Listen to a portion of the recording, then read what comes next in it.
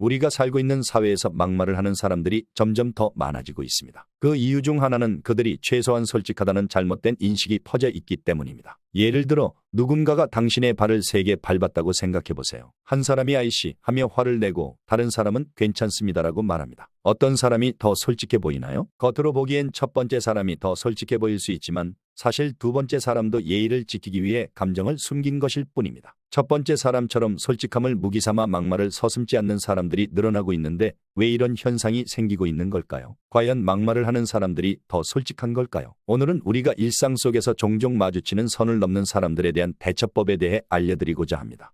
첫 번째 대처법은 막말에 똑같이 막말로 대응하지 않는 것입니다. 막말하는 사람에게 같은 방식으로 대응하는 것은 문제를 더욱 꼬이게 만들 뿐입니다. 그런 상황에서 우리는 어떻게 대처해야 할까요? 웃지 말고 화내지 말고 단호한 언어로 대응하는 것이 중요합니다. 당황스러운 상황일 수 있지만 연습을 통해 익숙해질 수 있습니다. 내용은 단호하게 전달하면서도 말투는 차분하게 유지하는 것이 핵심입니다. 예를 들어 누군가가 무례하게 당신을 비난한다면 그런 말투는 불쾌합니다. 저는 그렇게 대화하고 싶지 않아요 라고 말하는 겁니다. 이처럼 단호하지만 감정적이지 않은 방식으로 대응하면 상대방에게도 자신의 행동이 부적절하다는 것을 명확히 알릴 수 있습니다. 또한 자기만의 구체적인 대처 방식을 미리 연습해 두는 것이 중요합니다. 예를 들어 회사에서 동료가 반복적으로 무례한 말을 할 때 이런 식의 대화는 생산적이지 않습니다. 좀 더 건설적인 대화를 나누고 싶어요 라고 준비된 멘트를 사용하거나 가족 모임에서 친척이 불편한 질문을 할 때는 그건 제 개인적인 문제입니다. 다른 이야기를 나누면 좋겠어요 라고 대응할 수 있습니다. 다양한 상황을 가정하고 연습하면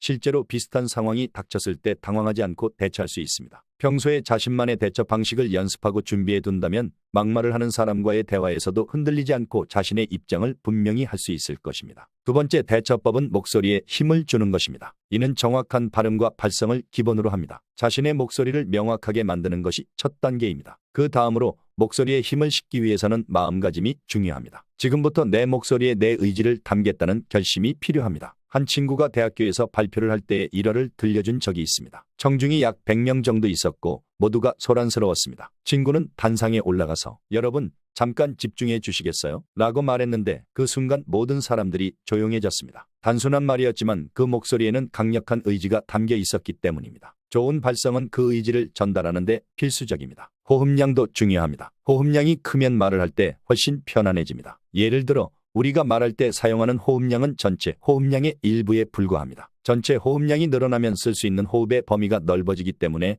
말할 때 더 여유롭고 힘 있게 할 수 있습니다. 바른 자세도 중요합니다. 앉았을 때나 서 있을 때나 정수리에 실이 달려있다고 상상해 보세요. 그 실이 천장에 매달려서 머리를 위로 끌어당긴다고 생각하면 자연스럽게 바른 자세가 됩니다. 어깨와 팔, 다리는 편안하게 늘어뜨리고 목과 턱은 자연스럽게 정면을 향하게 해야 합니다. 이 자세에서 숨을 크게 들이마시고 입을 좁게 해서 숨을 가늘고 길게 내보내는 연습을 하세요. 이 방법을 통해 자신의 목소리에 힘을 실을 수 있습니다. 이를 통해 막말을 하는 사람에게도 당당하고 확실하게 자신의 입장을 전달할 수 있을 것입니다. 이 대처법을 꾸준히 연습하여 목소리와 발성을 강화하고 상대방에게 효과적으로 자신의 의사를 전달할 수 있도록 하세요. 세 번째 대처법은 냉철한 무시입니다. 상대의 의도가 어떻든 간에 그들의 말이 우리의 감정을 건드리거나 오해를 불러일으킨다면 이를 감정적으로 받아들이기보다 차갑고 이성적으로 대응해야 합니다. 이러한 반응은 우리의 평온을 유지하는 데 도움이 됩니다. 때때로 사람들은 무례한 말을 할 때 그에 대한 강한 반응을 기대합니다. 하지만 우리가 차분하고 냉정하게 반응하면 상대방은 자신이 얼마나 부적절한 행동을 했는지 깨닫게 됩니다. 예를 들어 동료가 불쾌한 농담을 했을 때 그런 농담은 불편하네요 라고 짧고 단호하게 말한 후 더 이상 그 주제에 대해 이야기하지 않는 것입니다. 이처럼 명확한 경계를 설정하면 상대방은 자신의 언행이 잘못되었음을 인식하게 됩니다. 무시한다는 것은 반드시 공격적일 필요는 없습니다. 오히려 품위 있게 상대방의 부적절한 행동을 깨닫게 만드는 것입니다. 예를 들어 가족 모임에서 친척이 불편한 질문을 한다면 그 질문에 대해 답변하지 않고 대화를 다른 주제로 전환하는 것입니다. 그건 제 개인적인 문제이니 다른 이야기를 해요라고 말하고 바로 다른 이야기를 시작하는 것입니다. 물론 모든 상황에서 이렇게 냉철하게 대응하는 것이 쉽지는 않습니다. 하지만 연습을 통해 우리는 점점 더 나은 대응을 할 수 있게 됩니다. 이런 방법은 우리의 감정을 억누르는 것이 아니라 부정적인 상황에서 스스로를 보호하고 건강한 관계를 유지하는 방법입니다. 결론적으로 냉철한 무시는 우리가 감정적으로 상처받지 않도록 도와주며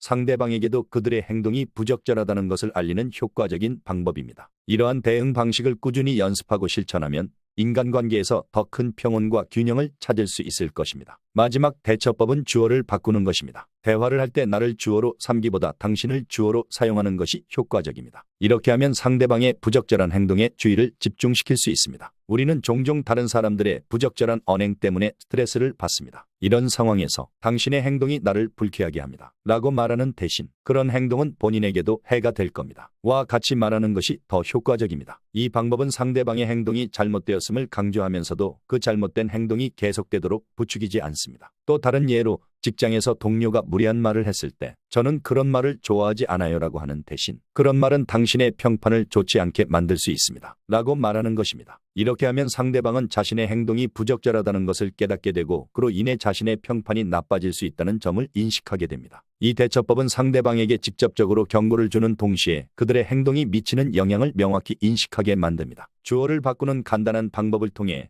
우리는 더 효과적으로 자신의 입장을 표현할 수 있습니다. 이를 통해 상대방의 부적절한 행동을 줄이고 건강한 대화를 이어나갈 수 있을 것입니다. 오늘은 일상 속에서 종종 마주치는 선을 넘는 사람들에 대한 대처법에 대해 알아보았습니다. 막말을 서슴지 않는 사람들이 늘어나고 있는 현상에 대해 살펴보고 이러한 상황에서 우리가 어떻게 대응해야 하는지 4가지 방법을 소개해드렸습니다. 첫 번째, 막말에 똑같이 막말로 대응하지 않는 것입니다. 단호한 언어로 차분한 말투로 대응하는 것이 중요합니다. 당황스러운 상황에서도 연습을 통해 익숙해질 수 있습니다. 두 번째, 목소리에 힘을 주는 것입니다. 정확한 발음과 발성을 바탕으로 자신의 의지를 담아 말하는 연습을 하세요. 좋은 발성과 바른 자세, 충분한 호흡량이 중요합니다. 세 번째, 냉철한 무시입니다. 상대방의 부적절한 언행에 감정적으로 반응하기보다 차갑고 이성적으로 대응하는 것이 우리의 내적 평온을 유지하는 데 도움이 됩니다. 마지막으로 대화의 주어를 바꾸는 것입니다. 나를 주어로 삼기보다 당신을 주어로 사용하면 상대방의 행동에 주의를 집중시킬 수 있습니다. 이는 상대방이 자신의 행동이 부적절하다는 것을 인식하게 만드는 효과적인 방법입니다. 이 4가지 대처법을 꾸준히 연습하고 실천한다면